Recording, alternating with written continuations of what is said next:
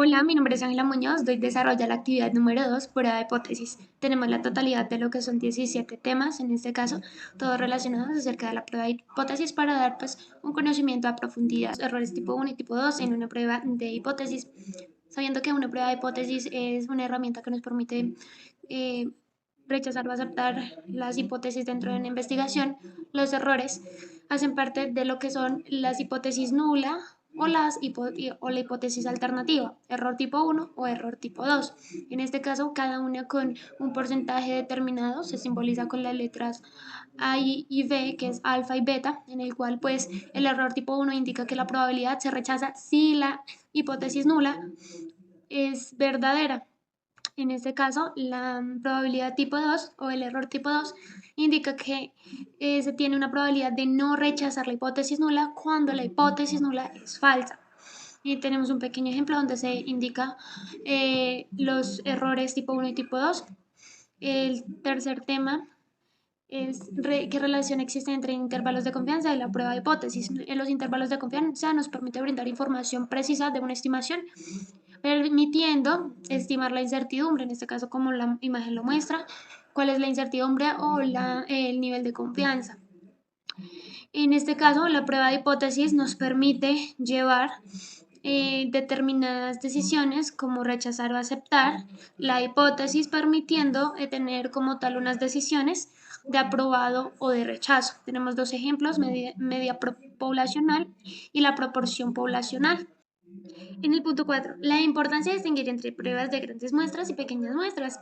Es muy importante porque según el tamaño de la muestra vamos a saber qué tipo de métodos podemos aplicar para el cálculo. Asimismo, la interpretación es totalmente diferente según el tamaño y pues según los requisitos estadísticos indica que el tamaño de la muestra es importante y pues es válido según como tal la proporción.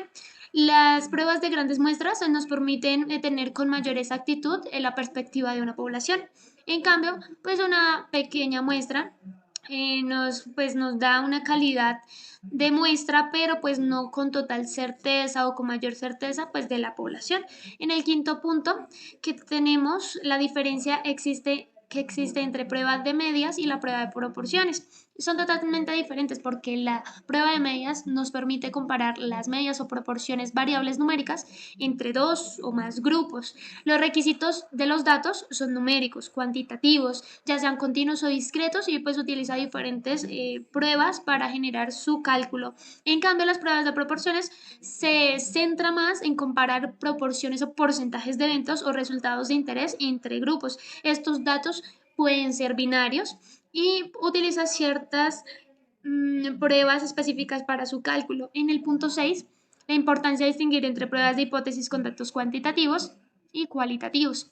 Los cuantitativos o numéricos se centran más en comparar medias, proporciones, medidas de tendencia, que los datos sean numéricos, en el cual pues va a ser una interpretación también numérica de los valores y los intervalos de confianza. En cambio, los cualitativos se van a centrar en las descripciones, en referencias, en características, en el cual sus métodos son prueba chi cuadrado y pues el resultado son estadísticos. En este caso, el punto 7 es la importancia de plantear dos hipótesis, una nula y una alternativa.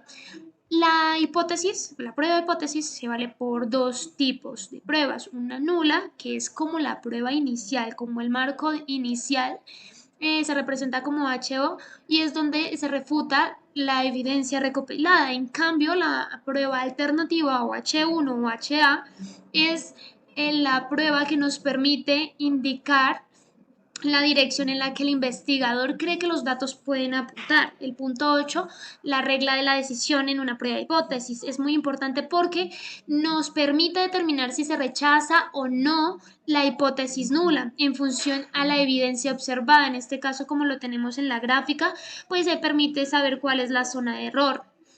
El punto 9, casos que se utilizan las pruebas hipótesis unilaterales y bilaterales.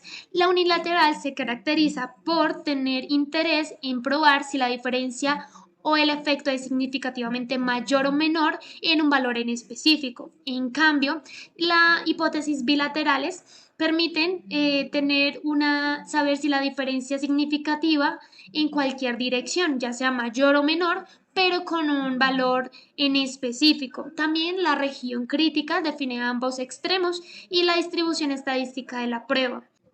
El valor probabilístico de una prueba de hipótesis es una medida muy importante que nos permite obtener una estadística de la prueba, al menos tan exacta como la observada.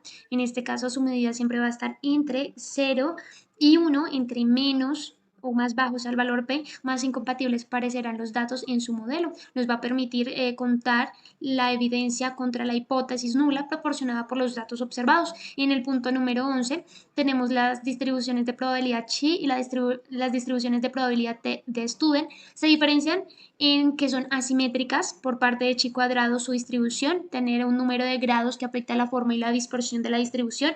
Se aplica principalmente en pruebas de bondad de ajuste en la distribución de intervalos de confianza. La distribución de probabilidad t de Student es lo contrario, en este caso su distribución es simétrica, tiene forma de campana, similar a la distribución normal estándar, como lo indica, con grados de libertad en el parámetro que determina pues la forma y la distribución. En este caso es un pequeño ejemplo de distribución de chi cuadrado. En el punto 12 la distribución de probabilidad normal o muy conocida como campana de Gauss.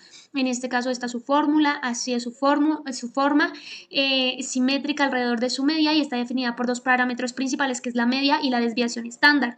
Su distribución es continua y toma valores en toda la recta real. La curva es simétrica alrededor de su media. El punto 13 indica análisis de varianza y cuándo se utiliza. Muy conocida también como ANOVA, que es una técnica estadística para comparar las medias de 3 o más grupos independientes. Se utiliza para comparar efectos de diferentes tratamientos de un experimento, también comparar rendimiento de diferentes grupos, también comparar los ingresos de medios entre diferentes niveles de educación. En el cuarto punto, la distribución chi cuadrado y cuándo se utiliza.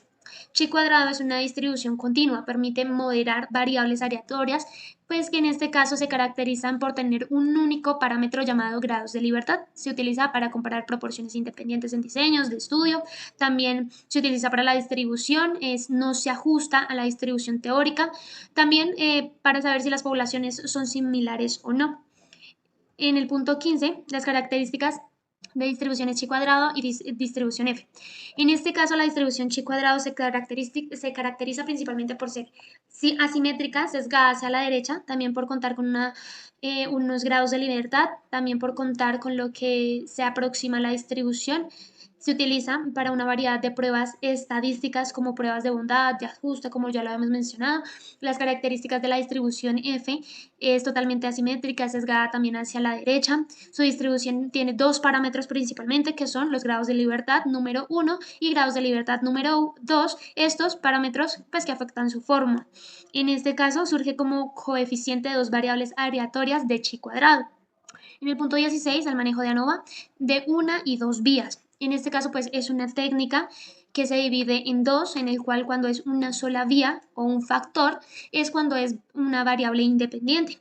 En cambio, cuando es de dos vías o dos factores es cuando hay dos variables independientes. Se dividen en grupos, se utiliza para analizar cómo interactúan las variables independientes. En este caso permite también evaluar tanto los efectos principales de cada variable independiente como interpretar entre ellas mismas. Como último tema, los términos y tratamientos y bloques. Los tratamientos en estadística es muy importante, es una variable que permite mejorar la precisión de las estadísticas del diseño experimental generando una condición o un nivel de variable. En cambio, los bloques, siendo un diseño experimental de una variable que se considera que tiene un efecto significativo, se utiliza para reducir la variabilidad experimental y mejorar la precisión de las estimaciones. Gracias.